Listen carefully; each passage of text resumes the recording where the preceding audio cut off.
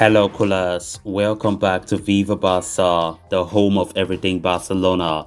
In this episode, we are going to be doing a match review of that 1-0 victory over Real Sociedad yesterday, and also talking about player ratings. Of course, not all the players that we are going to be discussing on their ratings, but some of those players who had some brilliant performances for Barcelona yesterday. We are going to be looking at that as we move ahead. Then secondly, talking about Roberto, it has been reported that the Barcelona defender is not ready to accept the current deal and might leave Barcelona at the end of the season. We are also going to be discussing on that as we move ahead. So guys, as we get right into it, please do well to subscribe to the channel if you haven't. Give the video a like and make sure to watch the video right up to the very end. Barça! Barça!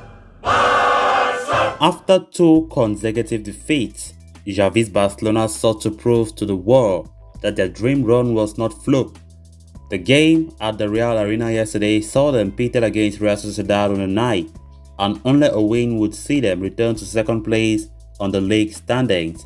Gerard Piqué returned to the starting lineup alongside Ronald Araujo at centre-back. Dani Alves resumed duties at the right-back position, with Jordi Alba on the opposite flank. The midfield consisted of the same trio as the game against Cadiz. In attack, Pierre-Emerick Aubameyang replaced Memphis Depay as a striker. The game began with a scare of Marc-Andre ter Stegen, who cleared the ball straight into Alexander Isak's shin. Luckily for the Blaugranas, it fell away from the goal. In just 11 minutes of play, Aubameyang gave Barcelona the lead over the Basque side. Dembele's shot off Barcelona's cross struck the post before Gavi sends the rebound towards Ferran Torres. The Spaniard calmly chipped the ball across the face of the goal to the striker, who buried the shot into the netting. Less than 5 minutes later, Xavi's side were back on the attack again. Dani Alves laid a well-walked cross for Torres, who could not make the best use of his chance. Barcelona's dominant first half continued over the next half hour. In the 28th minute, Frenkie de Jong had the chance to test the goalkeeper but failed to get the better of Romero. A couple of close chances in the 38th minute saw the Catalans continue to impress as the first half ended 1-0 in their favour. The second period began with the hosts on the front foot. Real Sociedad seemed set to equalize in the 48th minute with Soloth, who was left free in front of goal. However, he unfortunately fired the ball well over the crossbar. Dani Alves complained of discomfort and was forced off in the 66th minute. Serginho Dest replaced the Brazilian.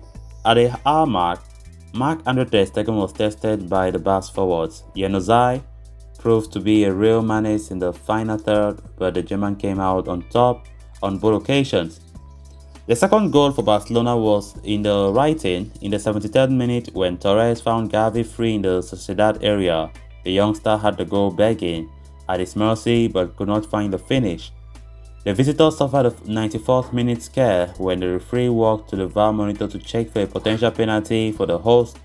However, play soon resumed after the protests were waved away. Then now let's talk about the player ratings. Gerard Piqué was given 8 over 10. The Barcelona captain returned with a solid performance that showed why Barcelona defense was so dependent on him. On the night, he recorded 6 clearances, 3 tackles and blocked 1 shot. Ferran Torres had 7.5 on 10. The Spaniard does not need to score goals to make an impact on the game. His ability off the ball and creativity when in possession make him an irreplaceable member of the team. At San Sebastian, he got 1 assist, had 2 shots off target, 3 key passes and created 2 big chances. Frenkie de Jong had 8 on 10.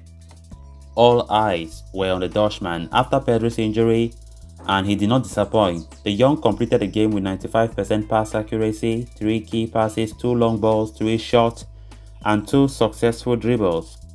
He was a key figure carrying the ball forward for Barcelona and was the center of every Catalan attack. Jordi Alba had 6 on 10. At the Real Arena, Alba had a surprisingly quiet game. The Spaniard was neither involved heavily in attack nor completed the game with many defensive contributions under his belt. So what do you make of that game yesterday? I will be happy to see your thoughts down on the comment section below. Then on to the next story of discussion. Barcelona recently approached Sergio Roberto with a 1-year extension, but the massive salary reduction means it is impossible for the player to accept that deal.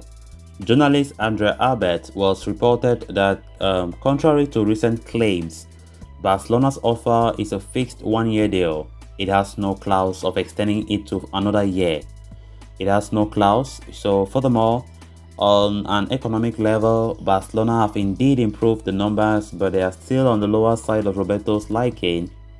Barcelona proposed their side of the deal in the early hours of Thursday, April 21st, that was yesterday, in a meeting between the club's director of football, Matteo Alemany, and Sergio Roberto's agent, Josep Maria Orobit, and Oscar Tena as well.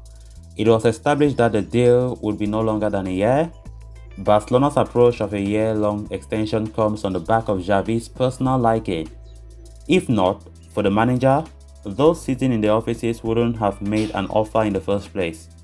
Xavi believed that Roberto could be a utilitarian asset since he can occupy several positions on the field. Furthermore, on a personal level, even the player wants to continue, but certainly not at a price that the team is offering. At 30 years of age, he sure has a lot left in his tank, and even has several teams waiting for him to give the green light. So as things stand, however, he prefers to play the waiting game and see how Barcelona react towards the end. If the team continues to hold on to their current offer, Roberto's tenure will finally end at the end of this season when his contract runs out in June. If there is a revision in salary, things might take a turn for the good. I saw this coming yesterday when I was talking about the offer that Barcelona have made for Roberto. It was like, it's just a joke if you want to look at Roberto's perspective, because in the past, Roberto is not even showing any interest of accepting a lower salary for Barcelona, let alone a 75% pay cut. Is insane for him, according to him. And it's clear that Barcelona are putting this effort for Roberto just because of manager Xavi, who have been talking a lot about the versatile player and expressing his views about him, saying that he likes him to stay because he can understand his system very well. Let's not forget that Roberto has been with Barcelona for many years now. He's one of the veterans in the team. He understands the team more than many players there. And he has also played alongside Xavi Hernandez, during Xavi's playing days. And it's understandable why the manager wants the player to remain at the Camp Nou despite his poor performances when he's fit and available to play. So Roberto, from this latest report, is not ready to accept that current offer from Barcelona, and there's very, very high probability that he departs the Camp Nou next season. So callers, with that, we have come to an end of this episode. Thanks a lot for watching. Hope you did enjoy the video, and also hope you did subscribe. If you haven't, please endeavor to do so you always stay in touch with the latest in FC Barcelona here on Viva Barça. Until next time, bye bye.